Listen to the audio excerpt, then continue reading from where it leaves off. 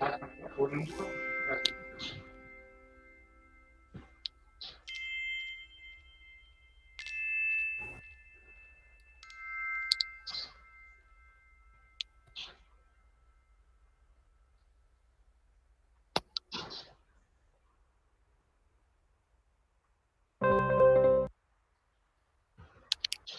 morning to one and all present here.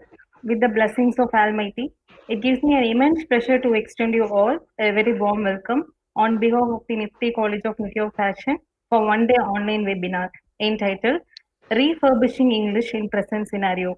It is organized by Department of Languages, English. If you are passionate about something and you work hard, then I think you will be successful. The sun always shines above the clouds. Even the sun directs our gaze away from itself and to the life illuminated by it. It's pleasure to host this event, and I wish you all a very pleasant day. It's a wonderful occasion for all clubbed together with us. Dear participants, kindly note your instructions here. You can ask your queries in a WhatsApp group as well as in a YouTube chat link. All your queries will be sorted out in the discussion and query session after presentation. Now I would like to call Mrs. K. Susi, Assistant Professor of English, to deliver a welcome address come guest profile.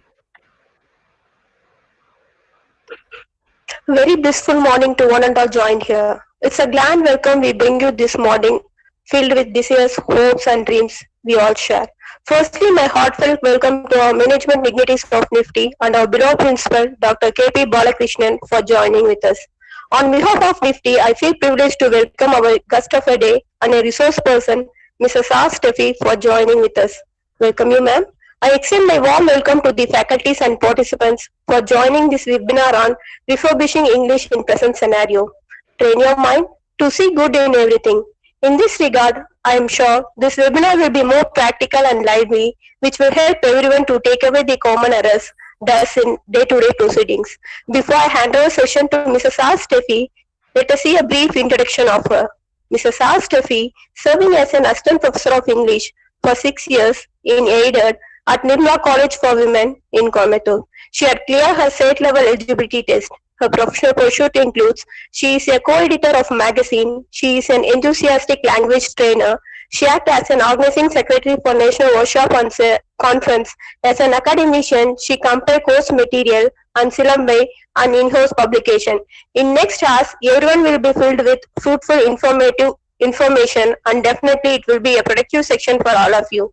Once again, I welcome you all for joining us. Thank you very much. Without taking much of your time, now I hand over session to you, Mrs. Steffi, ma'am. Thank you, ma'am. Ma'am, the session is yours. Hope my presentation is visible. Ms. Abhinaya, is my PPT visible to you? Yes, ma'am, your PPT slide is visible now, ma'am. You can start now, ma'am. So, good morning to all the participants here. And I thank Mr. Arivaragan for having me as the resource person for today's webinar. And I also thank Ms. Susi for giving me a very warm welcome, and Ms. Abhinaya too. So today, the topic for our webinar is Refurbishing English in Present Scenario.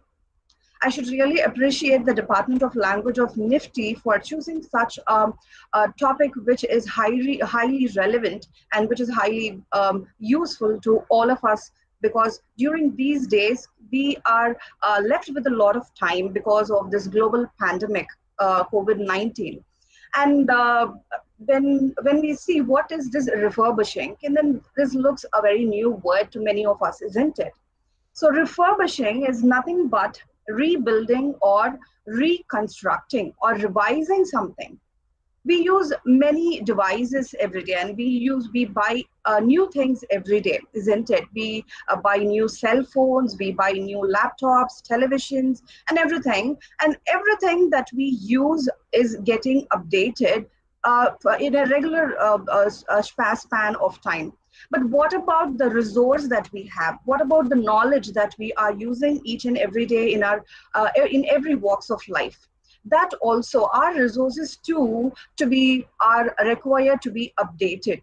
And this topic is very much relevant because this webinar, I hope, will give you an opportunity to revise your way of looking at English and why learn English, and what is the what are the ways that you can improvise, and what are the prospects that you have.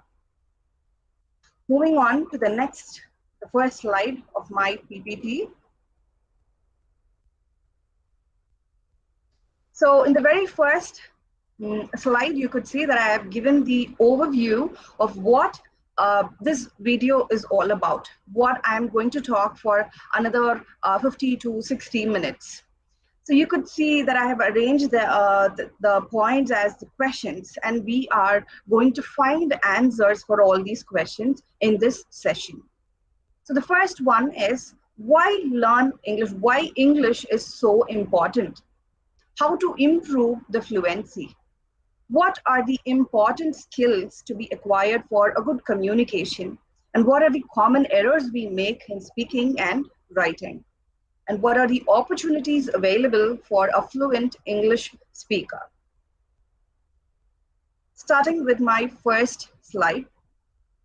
So here, I've given you some 4-5 reasons of why learn this language English. So many of you who have landed up here in this portal, you should have thought that something, and then you should have had some kind of thirst in knowing more about this English language, isn't it? Because that is what made you end up here in this portal. So this, why this? Okay, and then why do we have this thirst for English language all the time? Because this is a language which we learned right from our kindergartens, isn't it? So, but still, we always try to improvise our what way of speaking, our mastery over this language is always required. Why is that? So to start with, we would see that this language, English, it comes from the country England, we all know. And England, few centuries before, it ruled almost 25% of the countries in this world. And it served, and then during the colonized time, that time served as the best time for the English people to spread their language all over the globe. Talking, okay, and then so currently, though many countries which have actively touched by the British imperialism, like our country or India or Australia, Canada, many countries which have been colonized by the English people, we are using English as the second language or as our official language, and this is how English has spread its a clutch over many countries. So not even, okay, and then so here it is not only the colonized countries are using the English language now.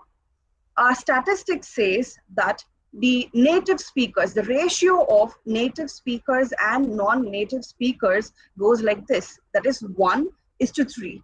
So what is this 1? 1 here stands for the native speakers and 3 for non-native speakers. We are the non-native speakers because English is not our mother tongue. So the ratio is like 1:3. So here we could understand, okay, how significant it has become, what kind of important role it plays throughout the globe. We are almost 3 times more than the non-native speakers in this globe. So that is why this language is called as a global language. And also, prediction says that by 2050, half of world's population would be trained in this language. So you imagine, we need not even wait till 2050. It could happen even before.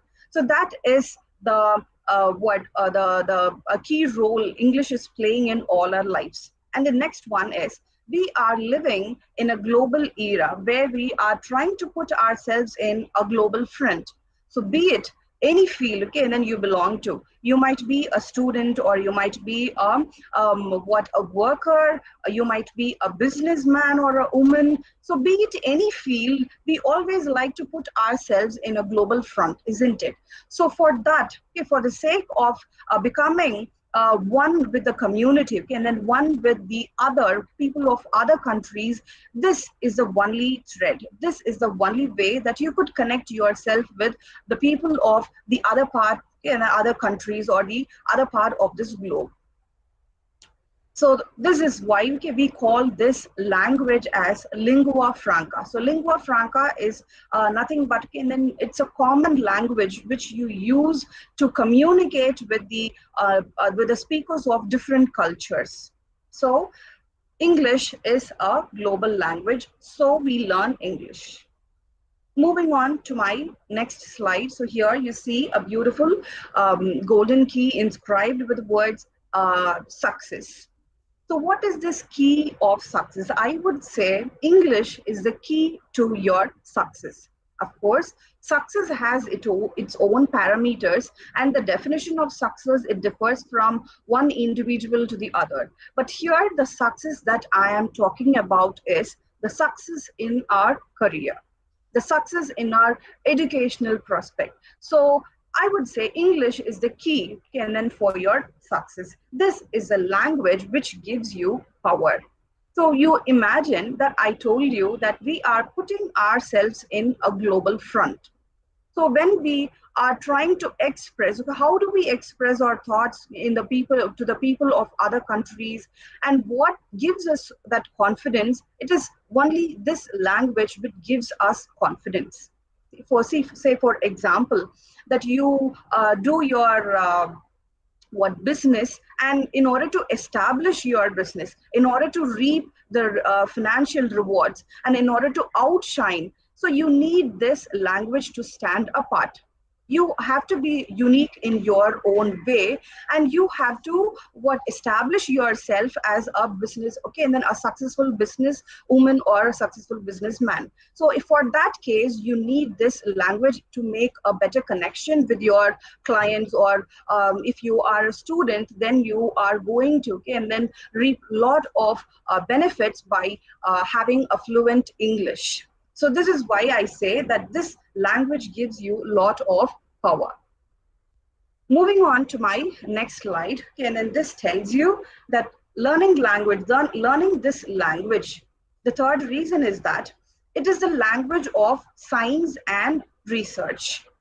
So, for example, I say that we buy many things each and every day, isn't it? We buy a car, we buy a mobile device, we buy even a cookware that you buy. All these things, it comes with a user manual, isn't it? We get a small booklet which tells you how to use this particular thing, how you are going to use, what you should do, and what you shouldn't do. So everything is mentioned in that small booklet. So how you are going to make yourself aware of making use of the device that you have it in your hand. So this language is very much essential in that way, that at least it makes you understand the science behind it. It makes you understand the science behind the small devices that you use each and every day.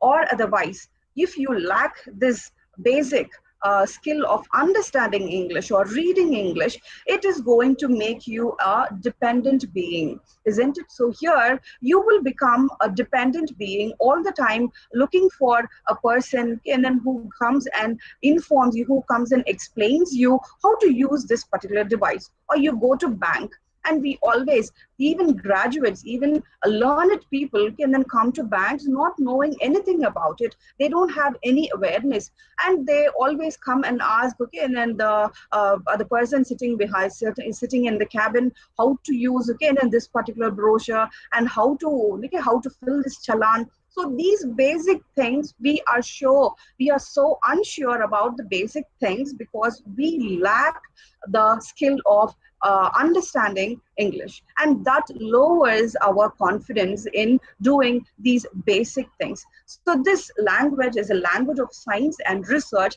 and it is essential that we should be updated in this language. And also, when it comes to education, I would say, if you are a student who aspire to become a global student, okay, you wish to study in an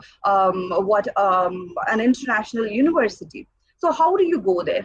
what gives you confidence? So this language, if you are good at speaking or if you are good at reading in English, then it makes you a global student. And then you can go for studies abroad.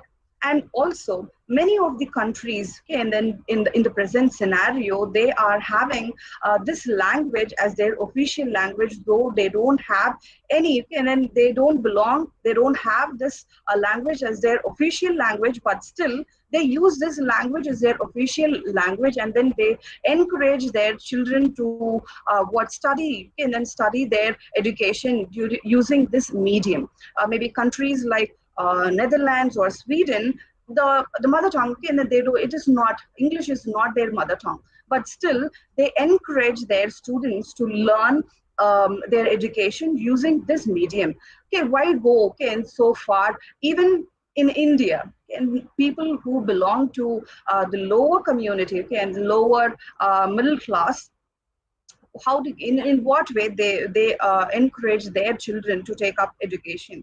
They always wish that they should their children should be well versed in English, and if the child comes home, if they try to talk in English, the parents and then the grandparents, they feel so happy, they feel so proud that their children are able to speak in English in a very good manner. So this is also become, okay, English is also the language of education. So it is very, that is why I say, okay, and then it is important to learn this language. And recently, okay, it says that a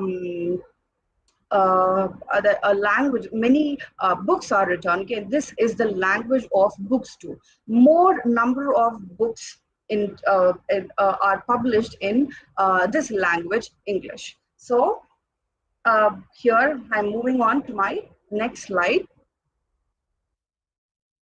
So you could see a girl flying in the sky. So what makes her fly here? So here I've given a metaphorical way of giving you the reason of why learn English. This is a language that gives you wings to travel. So now, many of us here travel in the sense, I don't mean just going on a vacation. The travel can be for any purpose. It can be for education. It can be for the sake of your business. You can make your business trips. What gives you courage to cross the border of our country? It is the only confidence that we have is that we are having a decent English, that we would be able to understand if a person is trying to talk with us in English, or we would be able to give him or her a reply in English. This is the confidence, this is the only thing that gives us courage to cross our borders, isn't it? So even if we are in the southern part of our country, and we go to the northern part, many of us, especially people in Tamil Nadu, and then we do not know Hindi. And what gives us the courage to go to the northern part, believing that the people there would be able to understand English, people there would be able to help me, and then using this language, that is the only way, and then which gives you confidence to move out of your comfortable sphere. And also, so this is not, and if you are say a student who tries, okay, and then to take up your post graduation or your doctoral studies in an international university, so there you go, and then how do you connect with the people there? This language, again, I tell you that this language gives you the power of equity. So equity, what is equity? You are accepted there.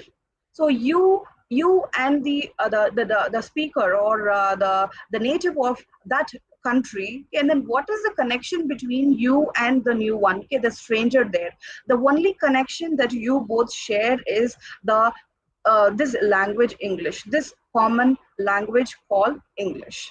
So this makes you a global student. And also, if you are going to make business trips, if you want to increase the benefit or have better prospects for your business, of course, you want to know what is happening in the other parts of the world. So for the sake of increasing your benefits, you would plan for a business trip, and then to get to know about how the missionaries work, the advanced missionaries the other countries have, and even if you are going to be a worker. And then many of us nowadays, they wish for the on-site opportunities, isn't it? Or even you can be a teacher, but we are given more weightage. Our profile gets more weightage when we present papers in an international forum. So for the sake of that, at least we have to move out of our sphere. And what gives confidence? Ultimately, it is this language called English. Moving on to the next slide. So this is the last reason for learning this language, English. This language is the language of internet and press. So if I ask you a question, many of us use the search engine Google each and every day, and it has become a daily affair, isn't it? So when using this Google search engine, there is an option that you could do your searches in your regional languages too. That is, I can search using Tamil too, and then you have options for that. But how many of us would have used that particular option of searching something using our regional language? Many of us, the answer would be no, isn't it? So why? Because we consider this using this tool, and then using this medium is much more easier than our regional languages when it comes to internet. So because the science and technology, then everything is very much relevant with English, because scientific inventions that we are using nowadays, it comes from the Western part. And then so English is a mandatory language when you are using internet and press. Many of the website, and then you enter it always, and then you could see that it uses English. 90% of the websites are formed, or they are developed using this language. And also press. You get to know about the international news. So how do you get to know? You get to know using your Twitter, or you use your Facebook, or many social platforms are available, which also nowadays, the social platforms are also included in this press. Not only the magazines, or not only the international news dailies I'm talking about. So being and sitting here, you can download an app which gives you international news. So how the news is going to be? Of course, it would be in this language, English. So in order to know what is happening in your environment, it is very much essential that you learn this language. So for the past few minutes, then we saw why to learn this language, and now we are getting little technical about how to become fluent and what are the important skills to improve your communication and others. So here in this slide, you could see what is fluency, first of all. So wherever, and then you open your YouTube immediately, and if you search for English, this word pops up. And you get into a website, and there comes an ad in the right or the left of your window, giving you an advertisement about an English course, tells you that this would give you fluency. So fluency is all about when you acquire. This is an important art which is essential to show others that you have mastered this language. If you are fluent in this language, it means that you have mastered this language. So fluency is what you need it for any language for that matter. It is not only again and for English language. For expressing yourself in a better way, fluency is very, very important. So how have we acquired fluency in our mother tongue? It is because of the practice, isn't it? So here I've given you the definition for fluency. Fluency is nothing but speaking smoothly without hesitating or stopping. So fluency undergoes two processes. One is physical and the other one is mental. So what is it, the physical process that is happening in the act of fluency? So physical, when I say physical, I mean how your mouth and tongue cooperates. Of course, you shouldn't, and then you shouldn't have a problem like stammering or stuttering, because that is a physical barrier which what doesn't allow you to be fluent in any language for that matter. And the second one is the mental process that happens in the act of fluency. So when I mean mental, it means how your brain puts suitable words. So first of all, if it is the mother tongue, then there is no problem at all, because our mind would be what would be so enriched with a lot of words. So we will not be searching for word. Okay, what should I use here? But when it comes to what the second language, when it comes to a foreign language like English, of course, and then we have to load our minds with words. Say, and then every day, and then when we are making our conversation, if you are going to count the number of English words you are using in the conversation, of course 60% of the words would be in English, only 40% of the words would be in Tamil, because each and everything, and then that you talk about, and then you use English words. And we are living in we are having an illusion that we do not know English words. No, actually unconsciously we are making use of a lot of English words. All that you need to do is just practice yourself, okay, and then you have to be mentally prepared to talk in English. So this is what happens when it comes to fluency. So now we are going to see in the next slide how to increase your fluency that I've given is, okay, and then some 2-3 ways of what how to improve your fluency. So here you see that the topic that I've given for this slide is role of your tongue. What do you mean by role of your tongue? Role of your tongue means, okay, then you are fluent in something. She has a role of her tongue in the English language. It means she is so fluent in English language. So here in this slide, you could see a tortoise, okay, quivering inside its shell, and you could see another tortoise, okay, and then working hard.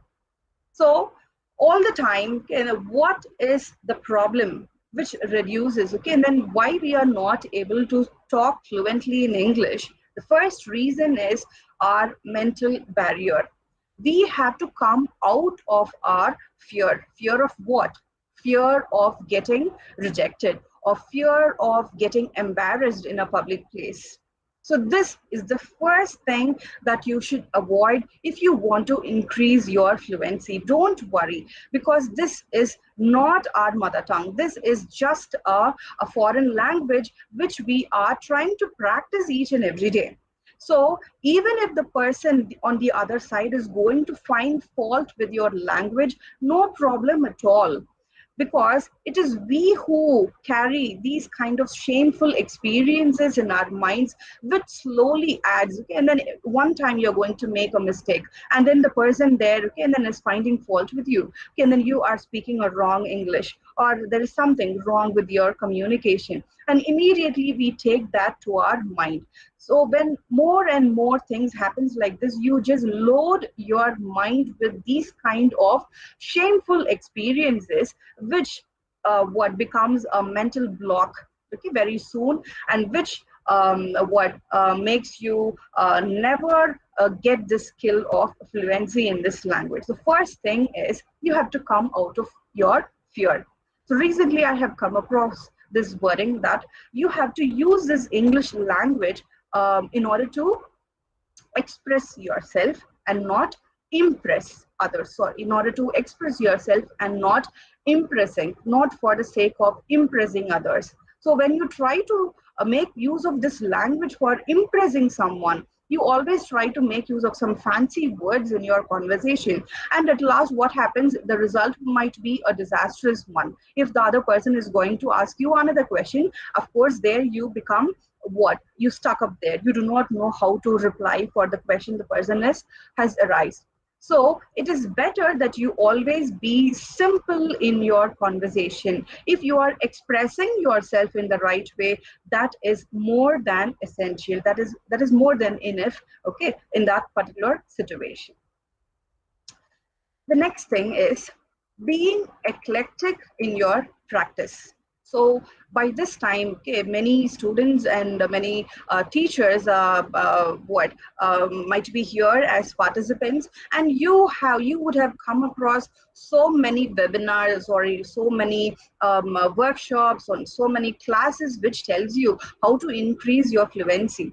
But if you ask me, I would say that it is better to be eclectic. So what do you mean by eclectic? First of all, eclectic is just putting different things into putting different things as one. Okay, taking sources from different resources. So like a fruit salad, okay, and then you take an apple, you take an orange, and you put together, and it becomes a new thing. So eclectic is something. So I would say just because someone tells you you do this or you do that, okay, you will not be able to become fluent. See, I tell you that having a cup of green tea in the morning is very good for our health. For the sake of, okay, and then I know that this is very good, but I don't like the taste of green tea. Even then, in spite of not liking the taste of green tea, if I'm going to make this as my daily habit, do you think that I would be succeed, okay, and then that I would be having it regularly, and then it would be my it would turn to be my daily habit? No.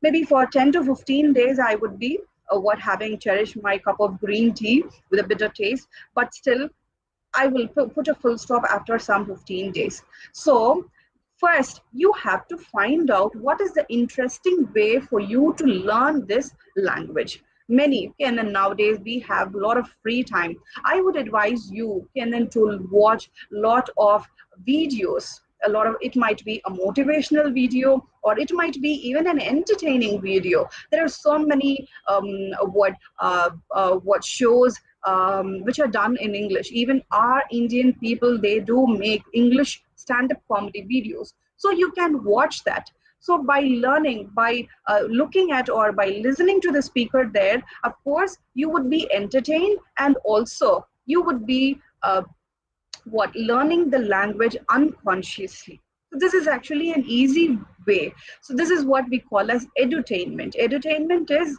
a mixture of education and entertainment. You are entertained for that 1 full hour. At the end of that 1 hour, of course, you are taking away something valuable, okay? And then you learn at least some 2 3 words, and you unconsciously learn how the speaker is constructing the sentence. So here in these pictures I've given you, it is up to you to choose what kind of medium I'm going to use in order to improve my fluency. If you are interested in reading, then you can read. It is a very good practice of getting to know the sentence structure and then the vocabulary. Or if you are a person who would like to speak, you can speak. Or if you are a very shy person, an introvert who doesn't speak much, then you can listen. Okay, you can opt for listening. So in this way, and then in the third picture, you see a girl watching something. So you watch something, you get yourself entertained, and at the same time also educated in this language. So this slide tells you, this is a tip that I give you, Kenan, to increase your fluency. So these days we have comparatively more time than our previous days, isn't it? Because of this lockdown, we are sitting idly at times, and of course we have our household chores too. But if you are aspiring to become fluent in this language, I would give you this tip, okay, of being observant and descriptive. You sit in your room, nothing, and then you don't need any tool at all for this. You need not carry anything, or you need not waste your mobile data by watching something. Just sit in your room, look around what you see in your room. There might be a wall clock in your room hanging on the wall. There might be a bureau, or there might be a water bottle, and you have your own mobile phone at your hand. So try taking time observing the things around you and try to describe the thing, that particular thing. For say, I have a mobile in my hand, and then how will I describe this mobile? I could describe that this mobile is so sleek in its look, and it looks black in color. It has a clock in its lock screen. So like this, you try to describe the thing that you see around you. So by being descriptive, By describing things, you learn new words. Of course, you become doubtful too. What is the right word should I use? Should I use it as sleek or should I use it as a lightweighted one? So you get doubts, okay, when you are trying to describe something. So what you should do at that time, immediately, you shouldn't stop there just by having a doubt. You should take the next step of going and find out what is the right word of describing this particular thing. So by doing this exercise, you would be able to improve your vocabulary and become fluent. And the last one, to increase your fluency. So this is not only about fluency in English. Anything, any habit for that matter, okay, it might be your life skill or your daily habit, your anything for that matter, anything for that matter, motivation is very much important. So your mind is your master. Whatever your mind dictates, you do. So you have to prepare your mind. You have to motivate your mind, telling that I will not stop till I acquire fluency in this language. All the time, okay, we at times we become high spirited that no, I'm going to learn this language. Hereafter, I'm going to talk in English. We take many resolutions like that. But how far we succeed in all the resolutions we take? We have to be determined and we should develop a strong will. Only then you will be able to succeed in acquiring mastery over this language. So now we are becoming, and then we are taking the next step in knowing what are the skills important to have a good communication. So I would say speaking and writing, because these two skills are altogether we have four skills in English, which is listening, speaking, writing, and reading. So I would say speaking and writing skills, it includes the other two skills too. Okay, so speaking, uh, when it comes to writing, and there are so many things and so many aspects that we need to learn about writing. But here I'm just going to give you just the important things that we should be sure of to have a decent writing style. So the first thing is what we are going to see is about how to increase our fluency in speaking. So I've given you some 8 points here, which helps you to increase your fluency in speaking. So the first thing is listen. So I didn't stop with one word. I have repeated the same word: listen, listen, listen, and listen. So why is that? I would say that you create an environment for yourself so that you are whatever you turn on, okay, and then you turn on your computer, you switch on to a news channel in English, or you have a partner who is willing to talk to you in English, or you have your own podcast, or you have your audiobook, which gives you, okay, which gives you an exposure to listen to an English talk.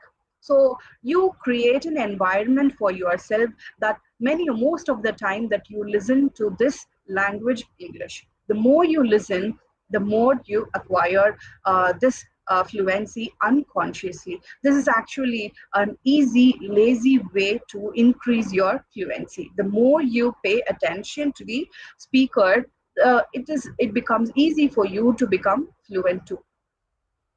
The second one is get to know the pronunciation by learning IPA.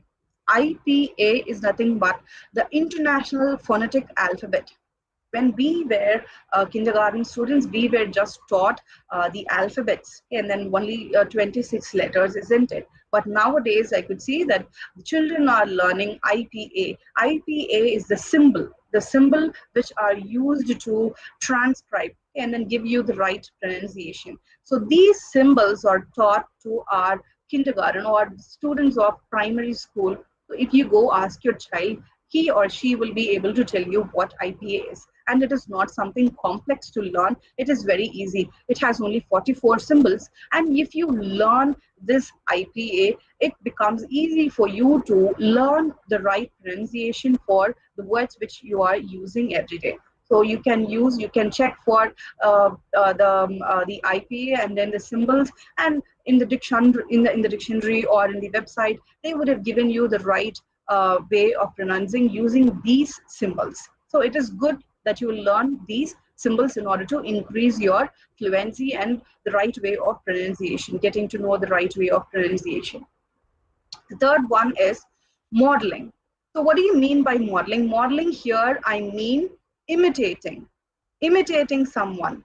So you might have a friend who's so good at English, or you can have what you can identify a person, a role model in order to, in this field especially, you can, and who speaks English so well, you can choose that person as your role model, and then you can start trying imitating them.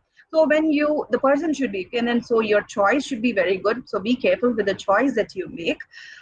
If you are going to choose a person, and then if you are trying to imitate, of course, okay, you will not only learn the pronunciation, but you will also learn how they are making use of their body language, and how, okay, they're taking their rise and fall when they are speaking. Because when you are going to talk, if you are going to be monotonous, of course you are going to bore the person who is listening to you. So you should have some rise and fall while you speak. So it is better that you imitate a person. You can then try imitate a person who is good at English. The next one is enrich your vocabulary. In spite of using the same old words which you already have learned in your school, few people can, and they think, no, of course I'm able to speak English in a decent manner. But is that fine? No, I would say that you have to enrich your vocabulary every now and then, which gives you can, and which sounds you that you are updated, okay, in this particular language. The second one, the next one is stress and rhythm. So stress and rhythm is very, very important when you are talking. You would not know. You might be grammatically correct. How you construct the sentence might be right, but the intention that you are conveying to your audience, the intention that you are conveying to your listener might vary because of the stress that you give in the word, in a sentence. For example, I say, I see you. It's not ICU intensive care unit. It is I see you. I look at you. So this is a very short sentence. I see you. Now I'm going to stress on the first word. I see you. I see you. So if you are giving a stress on the word I, you mean to say the listener that I am seeing you. When I am here, when I am looking at you, how dare you do such kind of thing in front of me? So that is the meaning that you are convey when you are stressing the word I. And if you are giving a stress on the second word see, I see you. I see you. So, for example, you imagine that you are the invigilator in an exam hall, and the student is trying to do some malpractice or trying to play tricks with you. You tell that particular student that I see you. So you mean to say, do you think, okay, and then do you think that I'm blindfolded here? I'm very much watching you. So when I looking at you doing this thing, and then how is it possible for you to do such a thing? So this is what you try to mean when you give your stress on this word see. I see you. The third word, I see you. You say, I see you. So you are giving a stress on the third word, you. What are you trying to mean when you give the stress on this particular word? So there might be many people, there might be many students in front of you. Then when you try to point out at the student, immediately what the student does, immediately they turn this side or that side. So when you try to giving them a hint, okay, that I'm looking at you, I see you, I'm not looking at anyone else but you. So this is the variation that you can make in a sentence, okay, in the meaning, the intention of the sentence by varying the stress in the words in your sentence. And then the rhythm. So what is rhythm? Rhythm is nothing but, okay, having the stress, having good rise and fall in your intonation, and how you are linking one sentence with the other. So there should be a natural flow when you talk. It shouldn't be fragmented.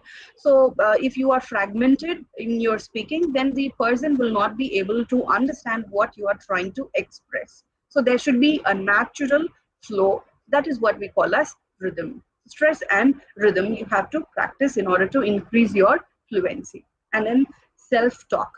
So what is this self-talk? Self-talk is what talking or thinking aloud. When you are alone, do this, okay? And then don't do this in a public space. When you are alone, you try to talk to yourself, because you are the best friend of your own self. And our mind works this way. How does our mind work? It is our mind works, it can easily identify if someone makes a mistake in while they are talking in English. At least if you do not know, even yes, at times we do not know what is the mistake that they are committing, but your mind tells you that there is some mistake, there is an error in their speech or in their writing. So this is how our mind works. It easily identifies the mistakes anyone does. So if your mind works that way for the others, why shouldn't your mind work for the benefit of your own self? So when you talk aloud, your mind will identify the errors that you do.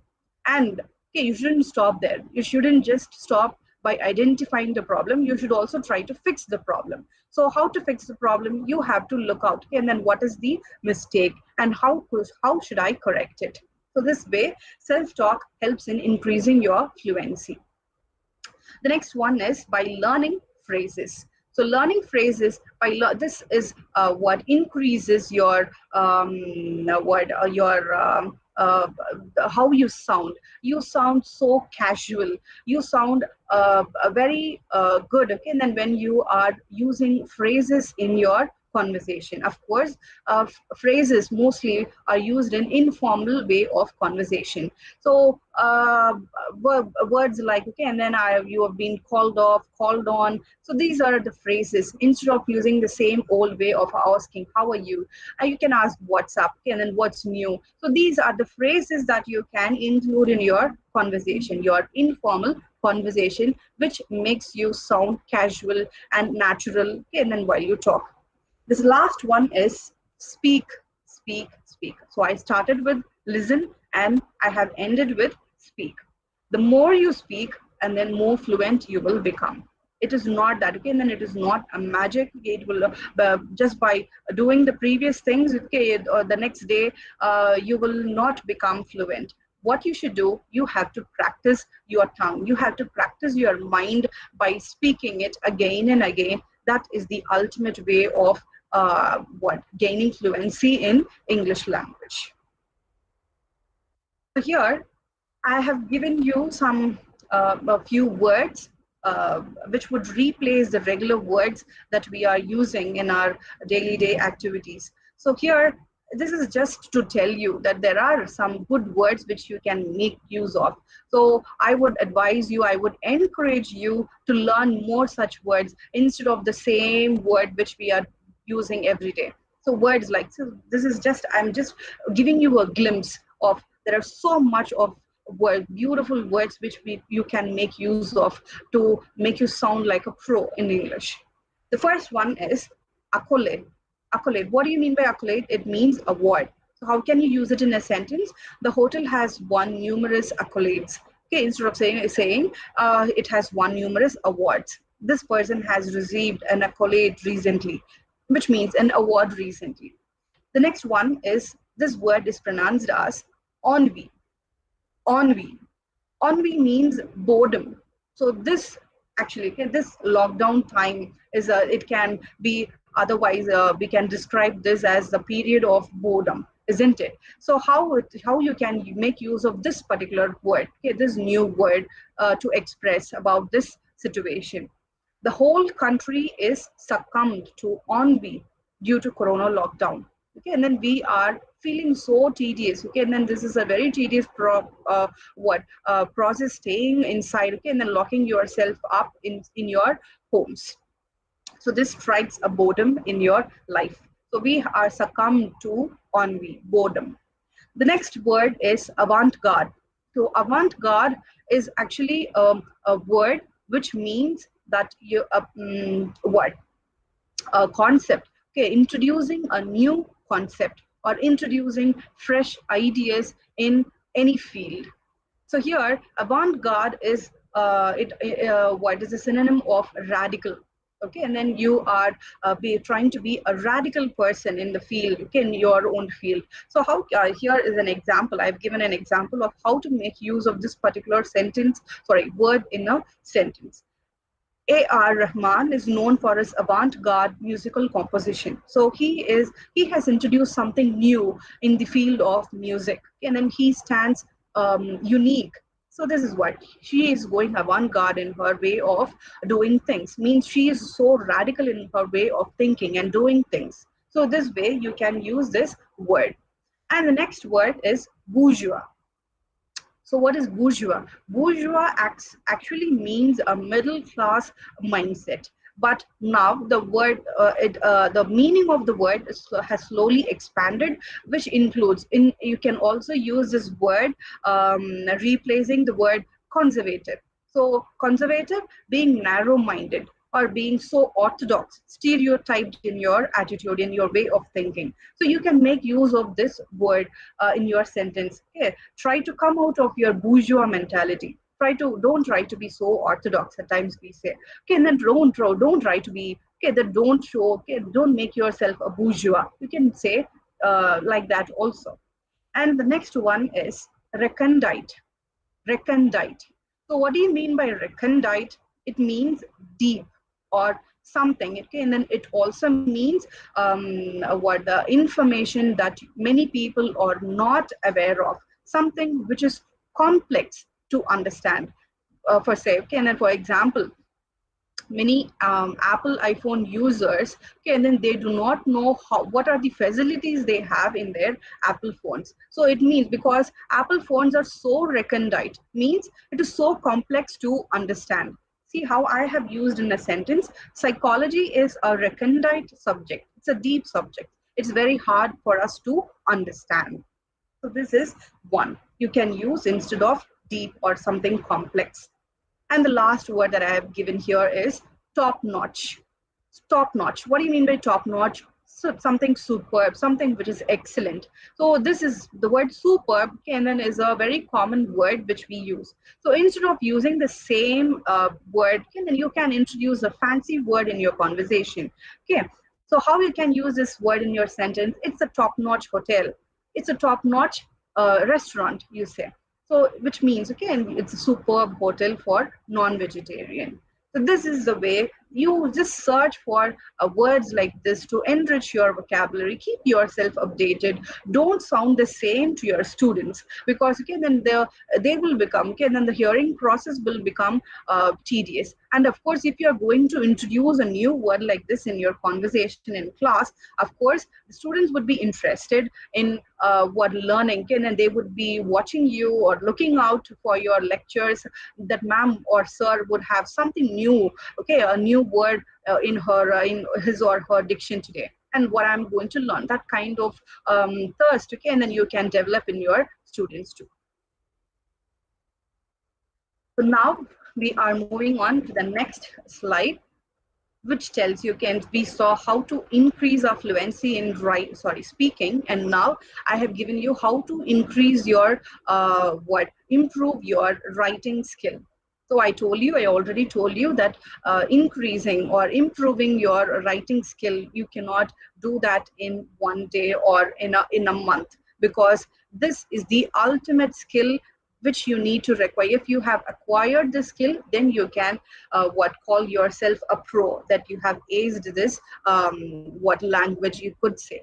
So this is very, very difficult, but still I have just given you 4 important points which you cannot make a compromise. In order to have a decent writing style, you need to follow at least these 4 tips, okay? And then you have to be careful with these 4 things. So the first thing is the varying subject or word choice. So in the first, you could see the first paragraph, it has many words which are given in red. And you could see the word my, I, it's a word. You could see few sentences have started using the word my and then I, and then the right way. Okay, and then down below you could see the paragraph which used only the word I in to start a sentence. So many of us have this practice of using okay, and then we start talking or we start writing, especially okay, and then we use the word my, I, and or our, we. So a lot of this, so always we have to be careful that we should be objective in our writing. So you have to be, and then at least by using the word I, or if you are writing a research article, and then you can avoid this I too, and then you can avoid this particular pronoun, and you can introduce yourself as the what, the reader, or else the researcher. The researcher is trying to, has tried finding these things. So you have to be more objective in your writing. If you are going to write something personal, it is better you use the word I in all the places. Okay, and of course it is okay to have the word my or our, but you could place these words in the middle of the sentence, somewhere there, in somewhere in your sentence. Don't start your sentences using words like my. The next one is varying sentence length. Some of us, okay, and then they have this kind of practice. If they start writing, they cannot stop. They keep on adding conjunctions after conjunctions, putting commas after commas, and they make it they make the sentence so what, lengthy. So that is actually okay, and then it will hit a boredom for your reader. And is it so, if I'm not going to use long sentences, should I opt for short sentences? No. Of course, the answer would be no. If you are going to be so short in your writing, she came, she saw me, she opened the door. If you are going to make short sentences again, okay, and then it will not give you what, it will not give a good impression to your reader, and then you will not sound good. It would sound so childish or so simple or plain in your writing style. So how your writing should be, it should be, your paragraphs should be a mix of both types. It should have long as well as short sentences. So wherever you try to emphasize, if you are trying to convey something important, make use of short sentences. And if you are trying to be descriptive, then there you make use of the longer ones. So there you should have a mix of sentences, long and short sentences. The next one is sticking on to grammar. So this is very, very important when it comes to writing skill. Okay, and then you have to be if you need to have a decent writing style, your writing should be grammar error free. Okay, so what are the two important things that we should pay attention to? One is tense, and the other one is subject verb agreement. So many students, and they have this problem of switching on to all the three tenses. They will start with the present tense, okay, and then they move on to the past, and then they end up with the future tense. So this is an inconsistent manner of writing. Of course, if you're going to talk about some future plans in your writing, you can make use of the future tense. But if you are going to report something, if you are going to make an essay, then you have to make use of past tense. Okay, if you are trying to write a story, or a feature article for a magazine or a journal, then you can make use of the present tense in order to make your article lively. Okay, so it will be, if you are making use of present tense, you are making your writing more lively. It is the tense which we use for storytelling. So in order to report something, in order to be professional, in order to be academic in your writing, you have to make use of past tense in your writing. And then the subject verb agreement is very, very important. And this happens even while talking. Very many of what the non-native speakers, they say this way, and then he don't know, she don't know. Is this the right way? He don't know, she don't know. No, it's actually, it should be he doesn't know, she doesn't know, they don't know. So the verb, the subject, the singular subject, if it is a singular subject, the verb should be in singular. Does is the singular verb that we should take for a singular subject. So here I've given you an example of how misplacing the word in a sentence could vary the meaning of a sentence. I have made use of the word only. Only it can be used as an adjective or an adverb. And see how I have placed, it's the same sentence. All the three are the same, but I have just placed it in different places.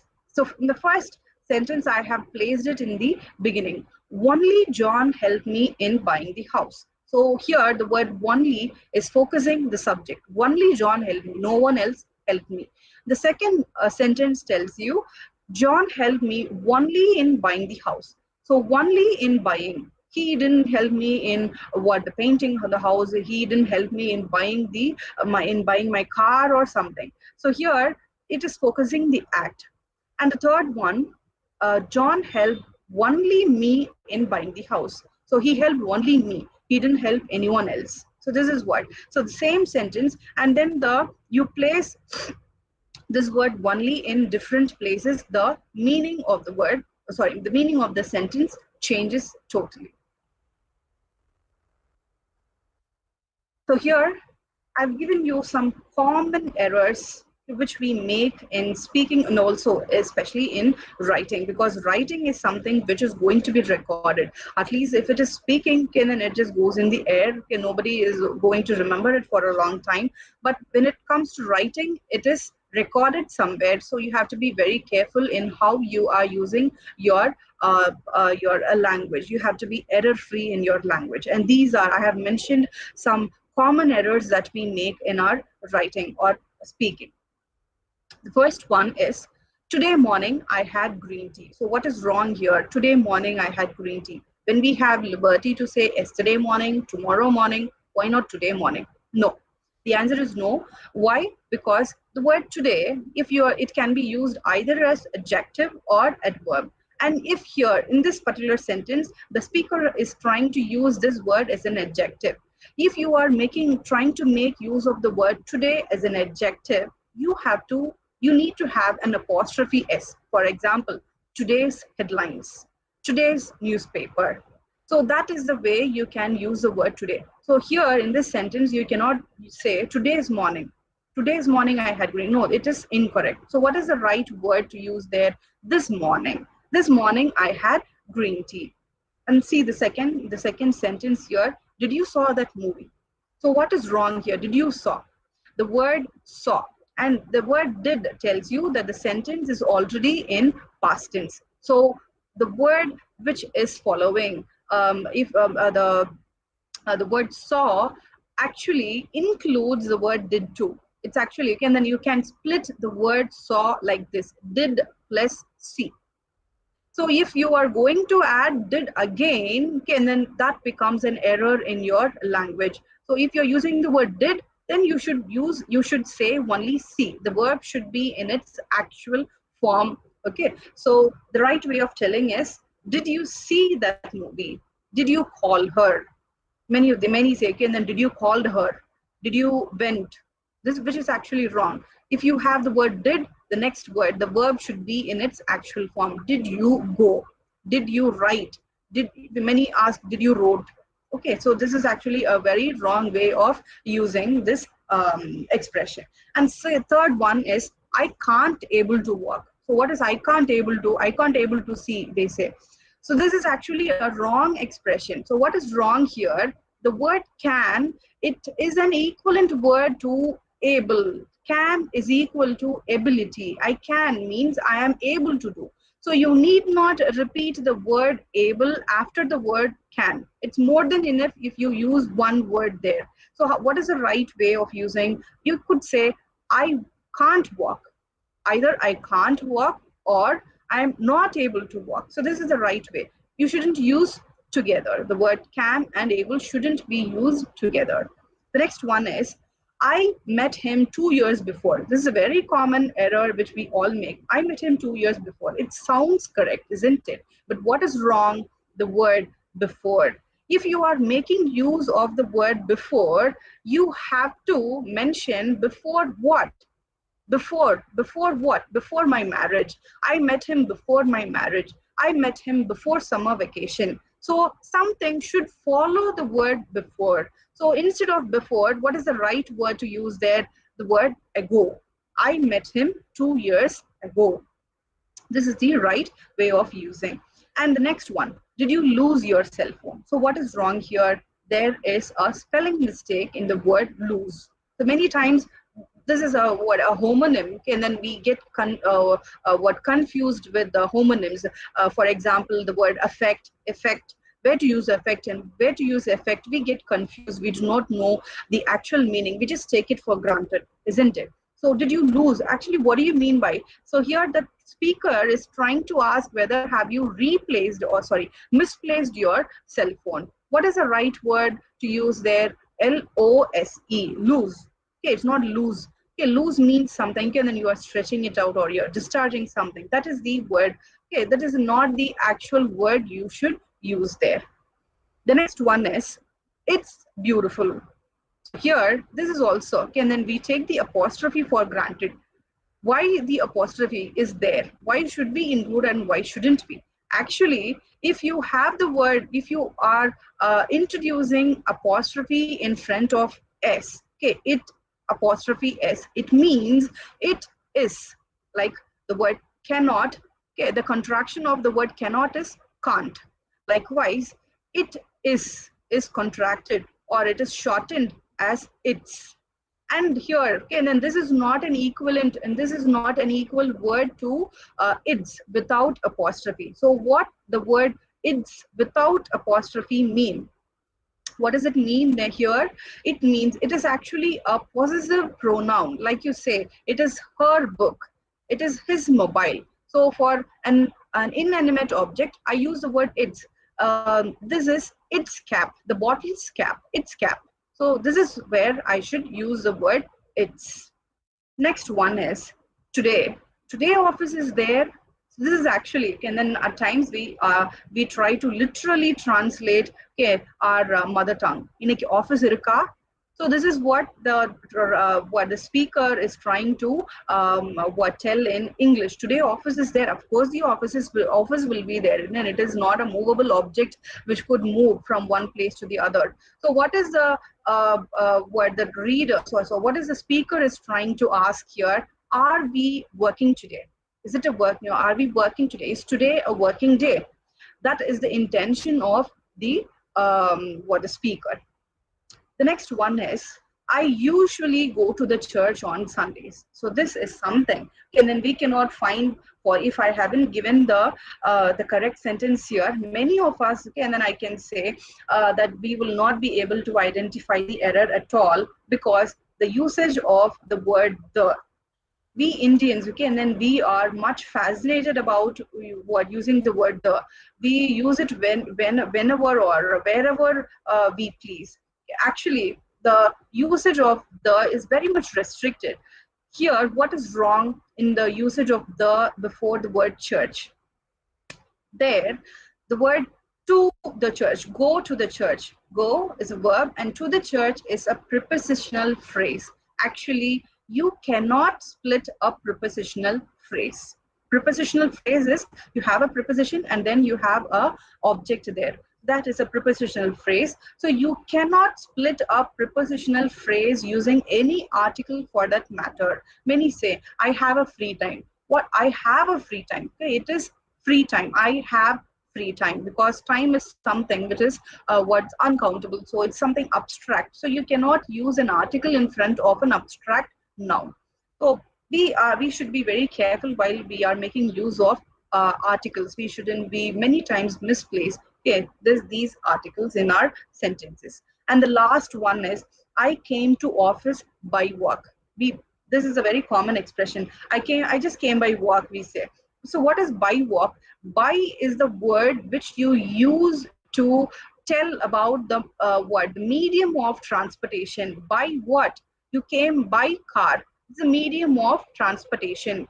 You have used car as your medium of transportation. In that case, if you mean to say by walk, walk is just an action. What is the real thing which helped you walking? It is your foot. So you have to say, you have to actually use the word foot instead of the word walk. I came to office on foot. It is not I came to office by what. So this is the right way of expressing it.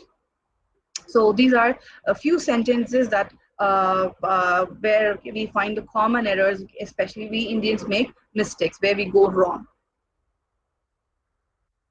Here, so this is about speaking. Okay, and then when we are speaking, there are many words where we make mistakes. We pronounce it, we mispronounce words. So I have just picked up a few words where we very often make mistakes in pronouncing. I have found many people making mistakes in pronouncing these words. So we have to avoid, we have to be very careful in making such mistakes, common mistakes. So here, what is the first word? The price ticket. So how do you call a price ticket? Actually, the word is pronounced as coupon, coupon. But how do we pronounce it? Coupon. I got a coupon here. It's not coupon, it's coupon. And the next word, okay, our favorite nut of ours, and the word is pronounced as almond. Almond. It's not almond. Many always use, okay, and pronounce the letter L in the word. Actually, it is silent. Okay, we have to say it's almond, not almond. And the next one, this is a very common mistake that many of us commit. That is, I have received a receipt. It's not receipt. The letter P is silent there. It is actually receipt. And then the next word, debut. Again, we have a silent letter here, that is T. The letter T is silent. It is not debut. Many, again, in many award programs, much experienced hosts or anchors, they say, okay, and then this is our first debut award. It's what, not debut award. It's debut, something new, first of its kind. So the next one is the word colleague. So this is always mispronounced as colleague. We introduce our friend in our workplace like, hey, she is my colleague, or he is my colleague. It's not colleague, it's colleague. He is my colleague. The next one is debt. Again, the word, the letter B. Okay, and then many pronounce the word B as debt. It's not debt. Debt means loan. Actual pronunciation of this word is debt, not debt. And the next one, okay, this word, the day, we say as Wednesday, Wednesday. So this is the way we pronounce it in a wrong manner. How we should pronounce the word Wednesday? It should be pronounced as Wednesday and not Wednesday. And next word is tour. So this word, a favorite fun activity of many of us, how we should pronounce this word. This word is should be pronounced as tour, not as tour. Many say it's tour, but the actual pronunciation is tour. And the next one is asthma. Of course, in Tamil, can be what called the name of this disease is asthma. But when you are talking in English, immediately you cannot drop a Tamil word in between, isn't it? So you have to use the English name of this disease when you are talking. So how it should be pronounced? The word should be pronounced as asthma and not asthma. And even dengue also, many say just because in Tamil newspapers or in TV news channels, okay, they what flash it as a dengue. It's not dengue actually, it's dengue. And the last one, breakfast. So we know these two words, okay, very familiar words, break and fast. But when it put together, it becomes a different word altogether. And the word should be pronounced as breakfast, not breakfast, breakfast. Okay. So you could see how it is pronounced. Okay, the right pronunciation you could see in the category in the column of in the right side. So here we have come to the end of this video. How to maximize your benefits by learning English. So now you imagine that I have learned mastery over this language. Now I'm very fluent. What are the aspects? What are the prospects? What are the prospects that I have if I'm a good English speaker? The opportunities are many, I would say.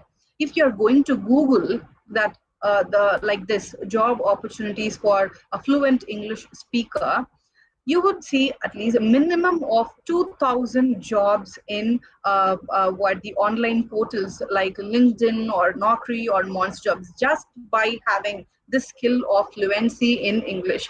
They don't require, of course, you need to have an educational degree, but for few, okay, it would be okay for few jobs. It is okay if you are 12th passed out too. But if you are having a degree, of course, you can aspire for better jobs.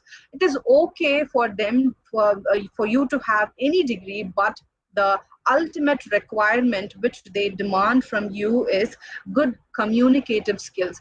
Only by having this required, only by having this what criteria, you can crack many interviews and you can avail many opportunities in the working sectors.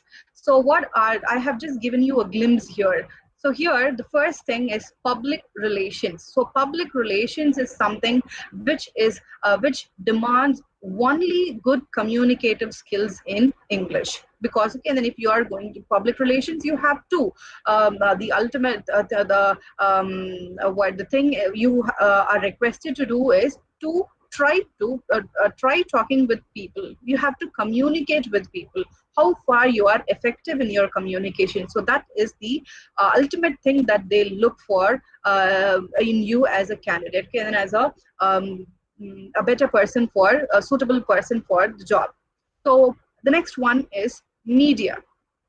Media, it might be any kind of media. It might be broadcast media, or it might be the digital media or print media. It might be any type of media. If you are good at English, and then of course you have better opportunities. It can be script writing, or it can be creating subtitles. So nowadays you see you use a lot of what the online portals like Netflix or Amazon, and you see some old movies, okay, coming with the English subtitles there. So is it the director who wrote the subtitles when he wrote the script for the movie? No, it is a language expert who is sitting there and writing, translating it in English. So media gives you a lot of opportunities if you are good at English. It might be in YouTube or any social platform, or if you are aspiring to become a hostess in the television.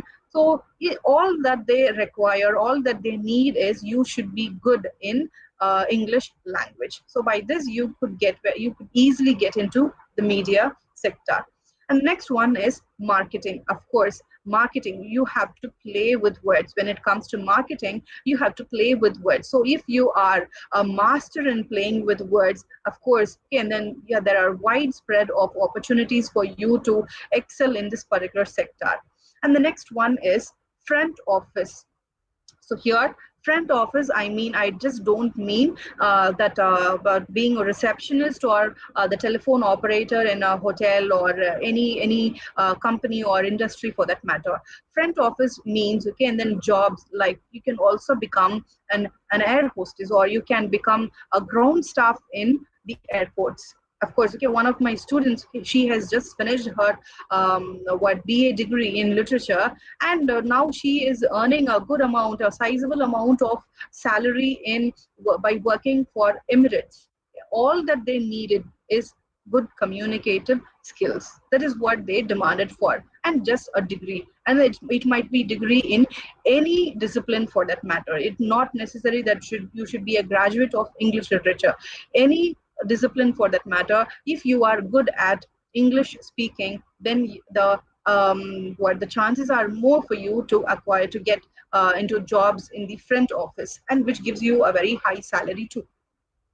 The next one is customer care. So customer care, of course, we have a lot of multinational companies nowadays offering you this job to work, because India is a country which is rich in human resource. So there are so many multinational companies in India. Okay, and then here, by sitting here in front of your laptop, in your home, even sitting in your home, you can be a worker of a multinational company. It gives you a lot of opportunities. You work for a American bank, you work for an American insurance company.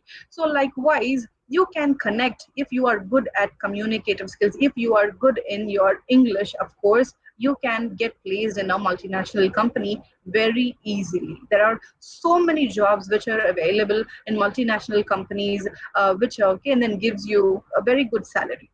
And the next one is tourism.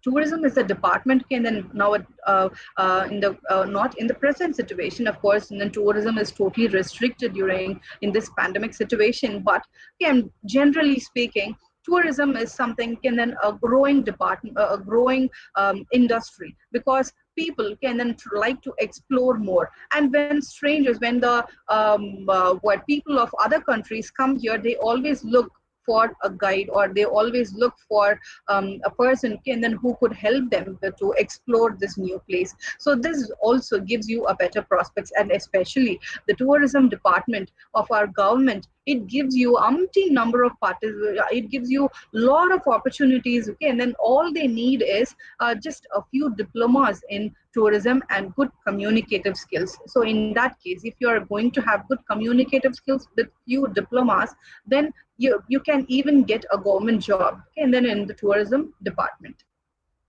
The next one is language trainer. So language trainer in private sectors or in multinational companies. So here you need to become a language trainer. Of course, it's not just the fluency. You need to have few certifications or diplomas too. In that case, if you are going to get certified in your language, in this language, of course, okay, and then you cannot imagine the benefits, okay, and then the financial rewards that are awaiting you, because the language trainers in multinational companies, they reap a heavy a very fat salary in around lakhs, I should say.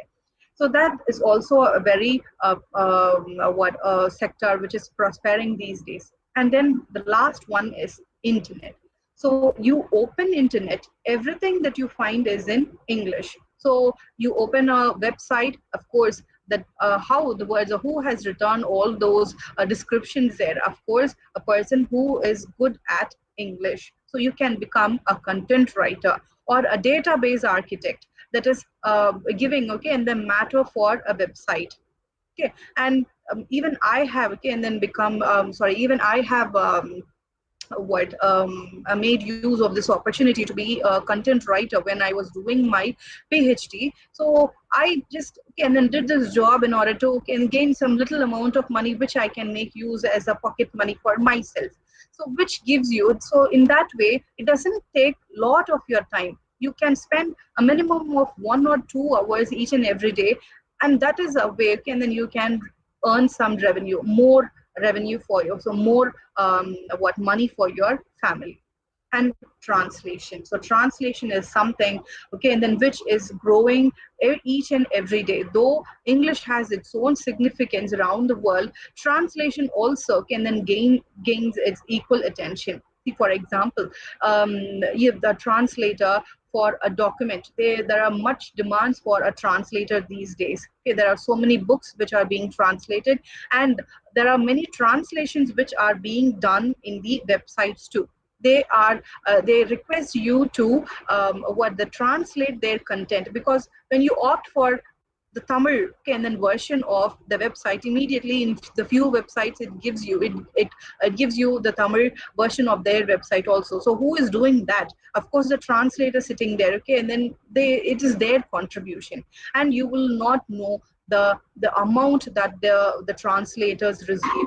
It just goes by, if for each and every word they translate, they are getting paid. Okay, and then it's not a very least amount too. It's a very good amount which they are getting paid, okay, for each and every word. So if you are going to translate some 2 pages, you can earn in thousands. So that is the opportunity for a translator. So for that, you need to be well versed not only in one language but more than one language.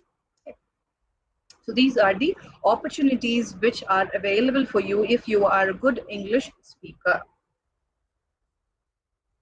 This picture, it tells you opportunities are innumerous. There are so many now in front of you. So it is up to you how you are going to equip yourself, and what is the what kind of work you are going to choose. It is there in your hands.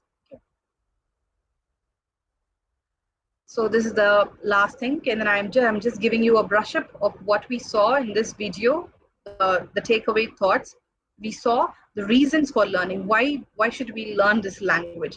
And then we saw what are the measures that we should take to increase our fluency. And we saw how to increase our what fluency in speaking, and what are the mistakes that we should avoid in writing. And we also saw the right usage of words in writing, and then the grammatical errors, and then the other things.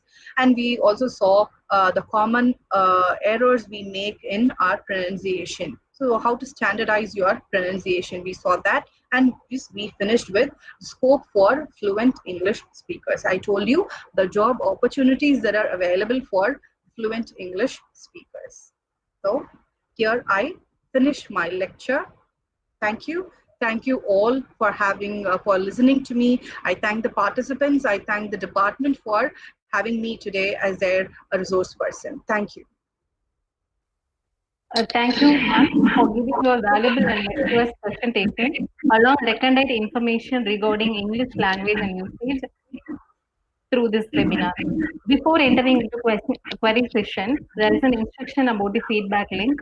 Participants, you can get the feedback link at the end of query session. Feedback link available for only 30 minutes. One more important instruction to the participants, just fill the feedback form carefully. Now the query session is open.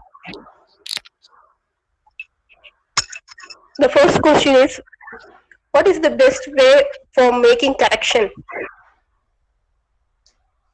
Correction in the sense, correction in speaking or writing? Both. Okay, so in order to correct, first of all, you need a guide by your side. Okay, and then guide in the sense, and then it can be a grammar book by your side, or you can have an instructor by your side, because at times I told you, isn't it, that we would be able to identify the mistake, but we will not be able to correct it. We do not know how to correct it. So it is always better to approach a proper source. Okay, you can either look for a grammar book, or you can approach your teacher or an instructor or a person who is so good at English. This is the way that you can correct. If you're trying to correct your speaking or your pronunciation, you can always look out for the pronunciation apps which are available for you. If you're trying to correct, of course, you can correct your writing in websites too. Okay? And then there are many online portals which are available for you to correct your grammar mistakes. Okay? And then they do it for maybe if you for few documents they do it for free, but if you're going as a regular practice, of course you will have to pay for it. But in order to avoid all that, okay, then of course you will have a person. Just search for a person by your side, okay, who can correct you. So that is the best way. Thank you, ma'am. Now, another question from Shruti. Can you say, ma'am, of out skills of tongue twist? I think she's meaning how to come out of tongue twist problems. Tongue problems, of course, okay, and then few, they have this problem, especially what we Indians, we have this problem, because the way that we make use of our tongue in English is totally different from how we are using our tongue in Tamil. So how you can just you can talk aloud. You can talk aloud, or you can make use of some tongue twisters. So by using that, and then the regular practice is the key, actually. That is, you by regularly practicing yourself, by talking in English, by training your tongue. I told you, and then you can try imitating. So when you try to mimic a person, when you try to imitate someone, somehow, and then by doing it as a regular thing, and then you can come out of this problem. And another question here, ma'am, from Kumar Abhinav. Is it mandatory to use new words rather than using the available words in the context to the situation? He's asking about new word usage. Okay, so here I would advise you that if you are not sure of the meaning of the new words, sometimes, okay, then we would have listened to a new word for once or twice. A person is using a new word, and immediately, and then we become interested with that word, and we think that I should also use that word in my conversation. So if you are, before using a new word in your conversation, make sure that you properly know the usage of the word. If you're not sure, please don't use the new words. It's better that you use your old words to express yourself, because the ultimate aim of language is to convey your intentions to the other. It is not whether you are using a new word or an old word. It is fine with using old word, but why I told to use you a new word is that, okay, you will sound what more good, and then you will sound updated, and then you will look, your conversation will be unique. So that is why I encourage you to use new words, but be sure before you use a new word in your conversation. Thank you, ma'am. Uh, Now the theory session is over. I would like to call Mrs. K. Makana, Assistant Professor of English, to propose vote of thanks. Good afternoon to one and all present here. It is a great honor to propose the vote of thanks. I would like to thank Almighty for making today event as a successful one. I would like to express my sincere thanks to the management and principal for their immense support. I wholeheartedly thank to our resource person, Mrs. Osteffi, for spending her precious time. Ma'am, through this webinar, you have given an idea thoroughly about how to enhance vocabularies, enrich pronunciation with IPA, and polish writing skills. I thank EDP Mr. Nalasamy sir and PRO Mr. Jayaprakash sir for their support. I thank all the faculties of NIFT-TEA College of Nuclear. I would like to thank all my friends, colleagues, and participants for their support in making this event as a successful one. Finally, I am leaving you with inspiring quote by Robert Frost, and miles to go before I sleep, and miles to go before I sleep. Once again, thank you everyone. Thank you. Thank you everyone for the participation. Let us wind up this session.